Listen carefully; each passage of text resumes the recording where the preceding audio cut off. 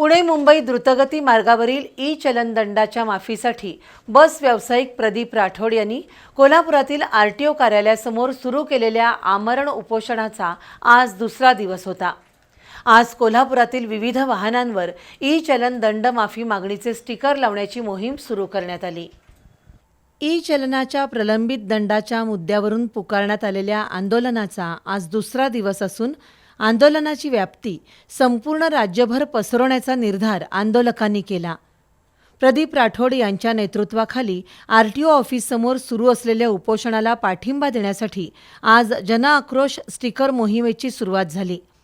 आंदोलकांनी बससह विविध वाहनांवर स्टिकर लावून ई-चलन दंड माफीच्या मागणीमध्ये सर्वसामान्य नागरिकांनी सहभागी होण्याचं आवाहन केलं।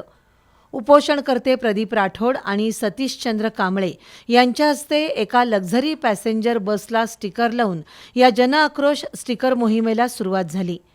या मोहिमेद्वारे महाराष्ट्रातील हजारो वाहनांवर ई-चलन दंड माफीच्या मागणीचे स्टिकर लावले जाणार आहेत।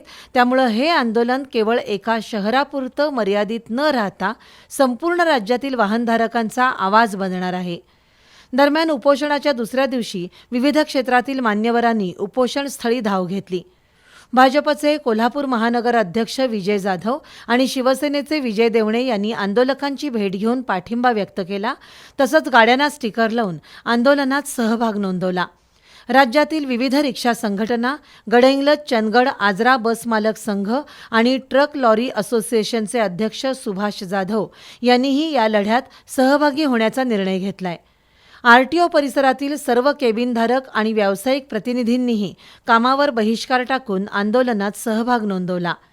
दरम्यान 13 मे रोजी आरटीओ कार्यालयाचं कामकाज बंद पाडण्याचा इशारा मनोज चौगुले, गौरव कुसाळे, जाकीर तहसीलदार, अशोक कोचीकोर्वी, सुनील खोत, भाऊ घोगळे, किरण शिंदे, अल्फान वडगावे, सुनील मगदूम, पंकज त्रिपाठी, अरुण परीख, चिंतन राठोड, चौगुले, अमित भोसले, दीपक कस्तुरे, रवी संकपाळ आणि शेखर संकपाळ यांसह आंदोलकांनी दिला।